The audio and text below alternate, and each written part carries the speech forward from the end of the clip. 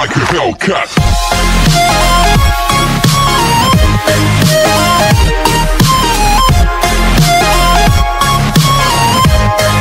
अभी तक हमने देखा कि शिमसून जो कि किडनैप हो चुकी थी, उसे शिवू अपनी जान की बाजी लगाकर बचाता है, जिस वजह से वो शिवू को हक करके बहुत ही ज्यादा रोने लगती है। बट वही चांग जो कि वो भी शिमसून को बचाने के चक्कर में एक बिल्डिंग में गया था कि तभी एक पर्सन उसे चाकू मार के घायल कर देता है, जिस वजह से चांग को तुरंत हॉस्पिटल लेकर जाया जाता है एंड उसके ऑपरेशन की तैयारी की जाती है, क्योंकि चांग का बहुत सारा खून बह चुका था, जिसे देख सुना चांग के लिए बहुत ही ज्यादा रोती है। जिसके बाद अब हम देखते हैं कि सभी टीचर्स भी हॉस्पिटल पहुंच चुके हैं, जहां टीचर किम प्रिंसिपल हवांग को कॉल करके इस पूरी सिचुएशन के बारे में बताते हैं, जिसे जानकर प्रिंसिपल हवांग भी काफ़ी वरिड होते हैं। और वहीं सुना जो कि चांग के लिए बहुत ही ज़्यादा परेशान हो रही थी कि तभी उसके पास शिवू और शिमसून ये दोनों आते हैं, जो कि सुना से चांग की कंडीशन के बारे में पूछने लगते हैं। जिन्हें जब जैसे सुना चांग की पूरी कंडीशन बताती है कि चांग बिल्कुल भी ठीक नहीं एंड उसका बहुत सारा खून बह चुका है, तो ये सुन शिमसून चांग के लिए रोने लगती है एंड शिवू भी काफी परेशान होता है। अब नेक्स्ट सीन में हम देखते हैं कि डॉक्टर सभी को बताते हैं कि अब चांग आउट ऑफ डेंजर है, क्योंकि सुना उसको सही टाइम पर हॉस्पिटल ले आई थी, पर ज्यादा खून बह जाने की वजह से अभी उसे कुछ दिन रेस्ट करना होगा। तो ये सुन सभी लोग चैन की सांस लेते हैं। देन शिमसून बताने लगती है कि वो सभी लोग मुझे सुना समझ के अपने साथ ले गए थे। तो ये सुन टीचर लिली सुना से पूछती है कि क्या तुम्हें किसी पर शक है कि ये कौन कर सकता है, जिस पर वो कहती है कि मुझे इस बारे में कुछ नहीं पता।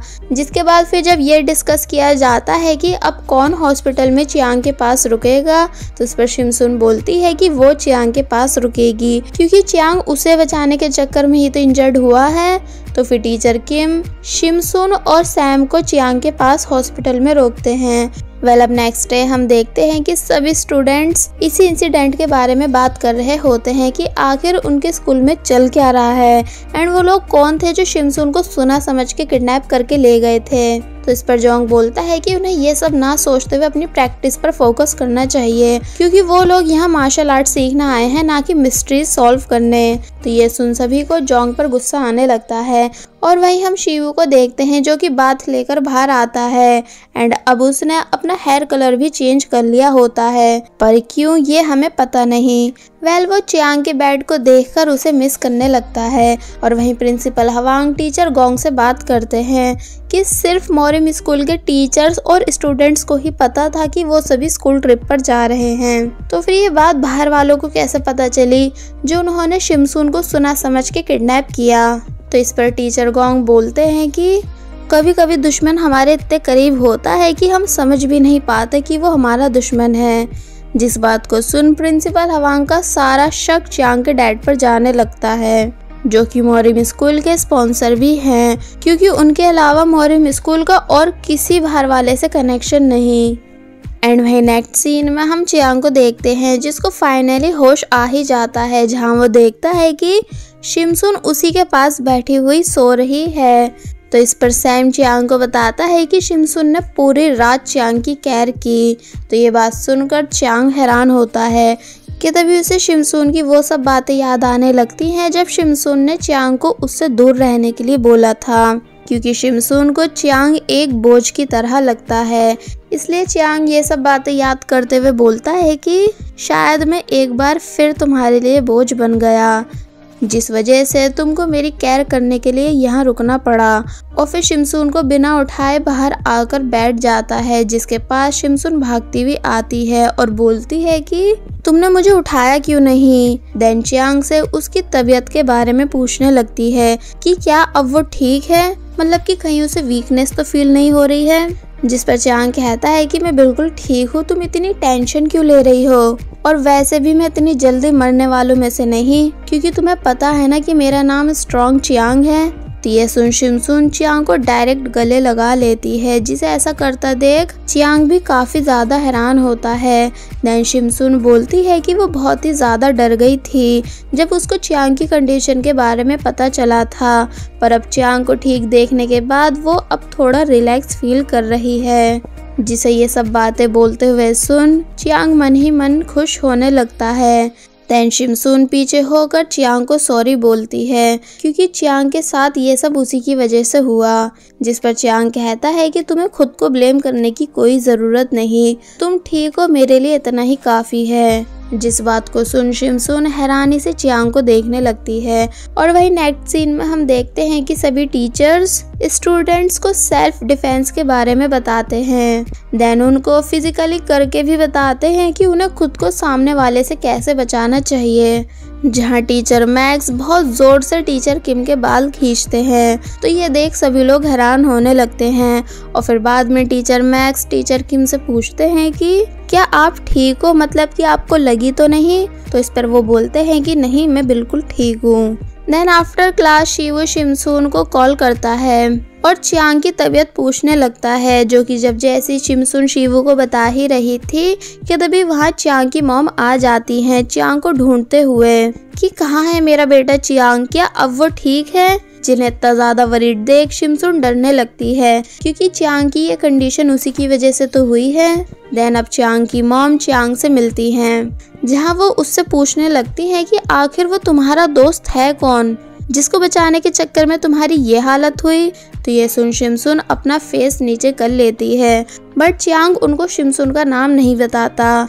तो फिर चियांग की मॉम चियांग से मोरिम स्कूल को छोड़ने के लिए बोलने लगती हैं क्योंकि उन्हें लगता है कि उनके बेटे चियांग के लिए मोरिम स्कूल बिल्कुल भी ठीक नहीं। बट चियांग उन्हें जैसे तैसे करके चुप करवाता है और वहीं सुना अपने डैड यानी प्रिंसिपल हवांग के पास आती है, जहां वो अपनी की हुई हरकत पे बहुत ही ज्यादा शर्मिंदा थी क्योंकि प्रिंसिपल हवांग ने उसे होटल में रुकने के लिए बोला था, बट उसने प्रिंसिपल हवांग की बात नहीं मानी। देन सुना अपने डैड को सॉरी बोलते हुए उनसे उन किडनैपर्स के बारे में पूछने लगती है कि वो लोग कौन थे एंड मुझे किडनैप क्यों करना चाहते थे, आखिर इसके पीछे क्या रीजन हो सकता है। जिस पर वो बोलते हैं कि वो सुना को बहुत कुछ बताना चाहते हैं उसके पास के बारे में भी, बट वो अभी सुना को कुछ नहीं बता सकते क्योंकि वो नहीं चाहते कि सुना अभी से उन बातों का बोझ अपने ऊपर ले। तो ये बात सुन सुना हैरान होने लगती है कि आखिर वो ऐसी कौन सी बात है जो उसको बाद में बताई जाएगी और अभी क्यों नहीं बताई जा रही। तो इस पर प्रिंसिपल हवांग कहते हैं कि वो बस सही टाइम आने का वेट कर रहे हैं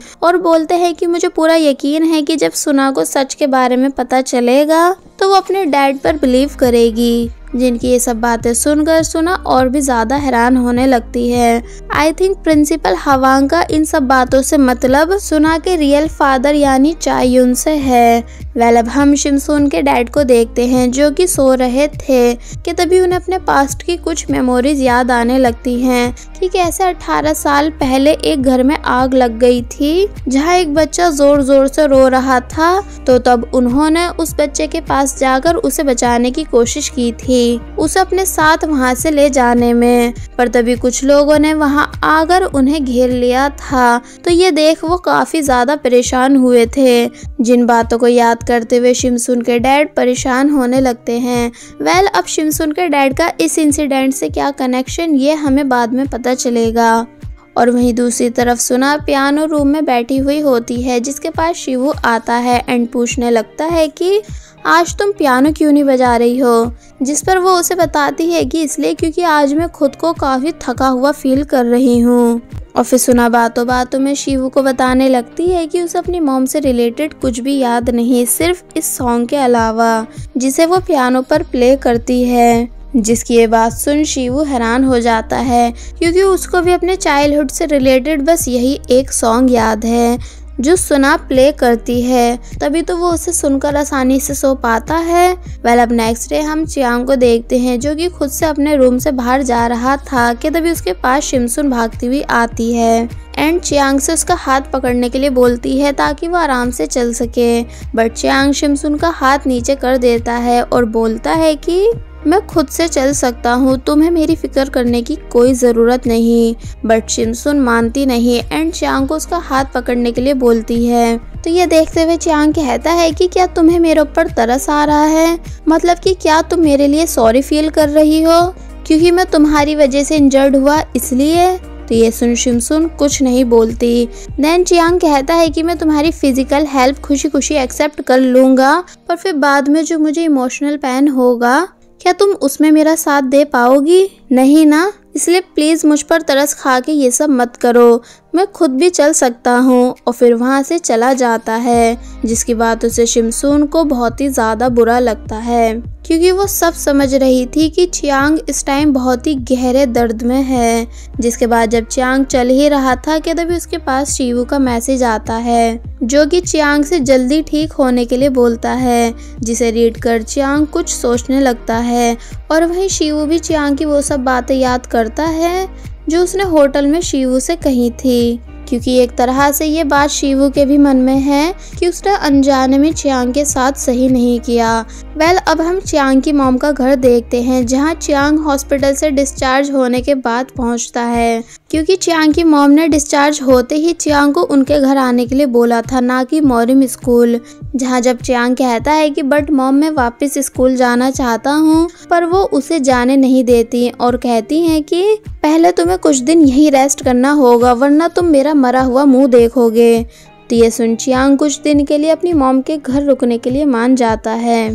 और वहीं जब शीवू बाहर खड़ा होकर चियांग के वापस आने का वेट कर ही रहा था कि तभी उसके पास प्रिंसिपल हवांग आते हैं, जो कि फिर शीवू से नॉर्मली बातें करने लगते हैं। कि तभी शीवू उन्हें बताता है कि जब वो शिमसुन को ढूंढ रहा था तो तब उसकी मुलाकात एक पर्सन से हुई थी, जिसने ठीक आपके जैसे मेथड का यूज करके मेरे सर का दर्द दूर किया। तो ये सुन प्रिंसिपल हवांग हैरान होते हैं कि मेरे जैसा मेथड यूज करा। और वहीं दूसरी तरफ चायुन फॉरेस्ट में आकर हर जगह मोरिम स्कूल को ढूंढने की कोशिश करता है, बट ढूंढ नहीं पाता, क्योंकि उसे प्रिंसिपल हवांग ने शील्ड से हाइड कर रखा है।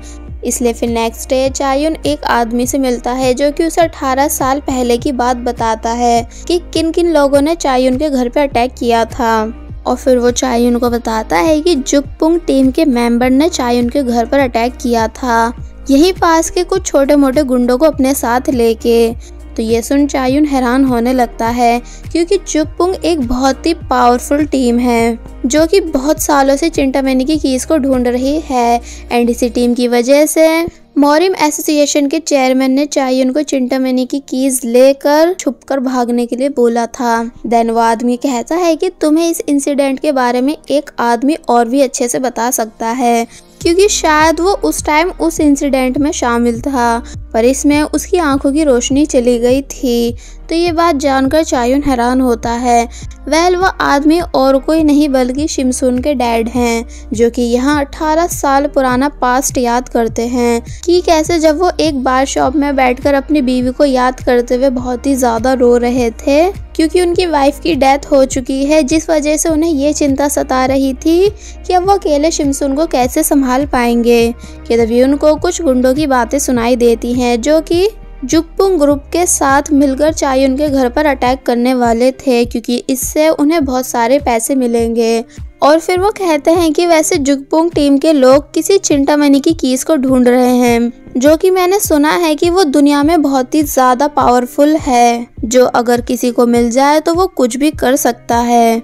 जिन लोगों की बातें सुनकर शिमसुन के डैड को लगने लगता है कि अगर चिंटामणि उन्हें मिल गई तो फिर इससे वो अपनी शिमसुन की लाइफ को अच्छा कर पाएंगे।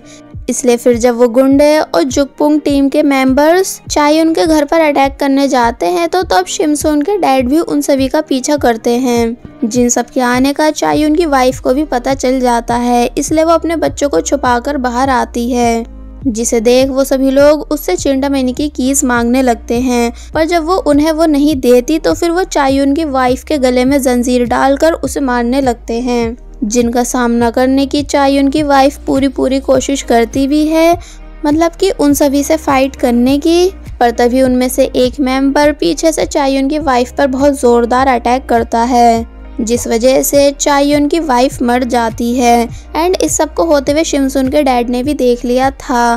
देन वो सभी लोग चायुन के पूरे घर में चिंटामणि की कीज को ढूंढने लगते हैं, पर वो उन्हें कहीं भी नहीं मिल रही थी। कि तभी एक आदमी को चिंटामणि कीज का एक पीस मिल जाता है, मतलब कि चिंटामणि कीज के 3 पार्ट्स में से इन्हें एक पार्ट मिल जाता है, जिसको लेने के बाद ये सभी चायुन के पूरे घर में आग लगाने लगते हैं। और फिर पूरे घर में आग लगाने के बाद वहां से चले जाते हैं। जिन सभी के जाने के बाद अब हम चायुन के बच्चों को देखते हैं, जिन्हें चायुन की वाइफ ने छुपा दिया था, जो कि हर जगह आग लगी हुई देख बहुत बुरी तरह रोने लगते हैं एंड अपनी मॉम को ढूंढते हैं, जिसमें से एक बच्चा रूम से बाहर आकर अपनी मॉम के पास खड़े होकर रोने लगता है, जबकि दूसरा वाला बच्चा रूम में ही रहता है, यानी सुना। देन शिमसून के डैड, जो कि वो भी वहाँ छुपे हुए थे, वो बाहर आकर उस बेबी को उठाकर अपने साथ ले जाने लगते हैं।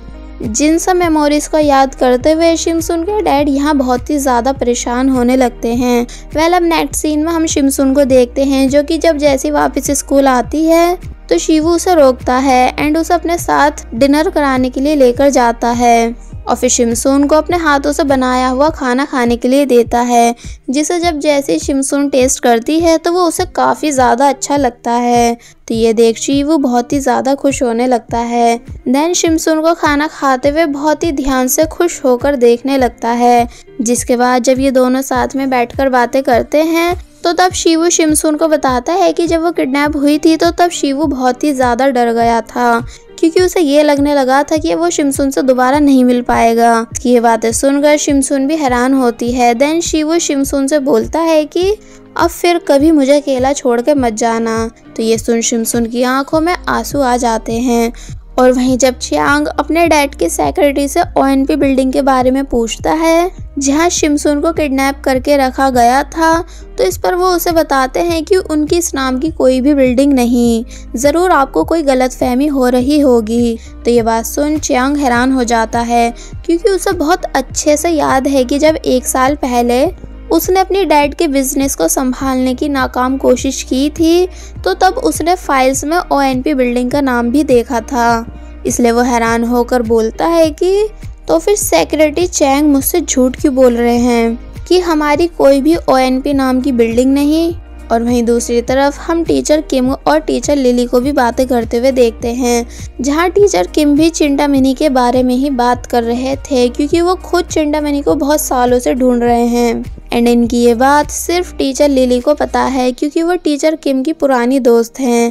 देन अब हम प्रिंसिपल हवांग को देखते हैं, जो कि सोने जा ही रहे थे कि तभी उन्हें कुछ हलचल सुनाई देती है, जिसे जब जैसे वो बाहर आकर अपने ऑफिस में चेक करते हैं तो वहां का नज़ारा देखकर वो बहुत बुरी तरह शॉक हो जाते हैं। जिसके बाद फिर सैम भागता हुआ शिवू और शिमसून के पास आकर पूछता है कि क्या वो सब ठीक है, जिस पर वो बोलते हैं कि हाँ। देन टीचर लिली गर्ल्स के पास जाकर उनसे पूछती हैं कि क्या यहाँ सब ठीक है, तो इस पर वो भी बोलती हैं कि हाँ। देन जब टीचर मैक्स बॉयज के पास आकर पूछते हैं कि क्या यहाँ सब ठीक है, तो इस पर तो पहले वो सभी टीचर मैक्स को देखकर काफी ज्यादा डर जाते हैं, क्योंकि उन्हें लगता है कि टीचर मैक्स उन्हें यहाँ कम मार्क्स के ऊपर मारने आए हैं। और फिर वो सभी बताते हैं कि हाँ यहाँ भी सब ठीक है। और वहीं टीचर किम, जोंग और चोई का रूम चेक करते हैं, जहाँ वो सब भी ठीक थे। तो फिर अब सभी प्रिंसिपल हवांग के ऑफिस आते हैं, जहाँ सभी कुछ फैला हुआ था, मतलब कि जैसे यहाँ कोई कुछ ढूंढने आया हो। तो फिर ऑफिस की ऐसी हालत देख सभी लोग काफी हैरान होते हैं। देन टीचर गोंग चिल्लाकर प्रिंसिपल हवांग से बोलते हैं कि क्या आप अब भी चुप रहोगे?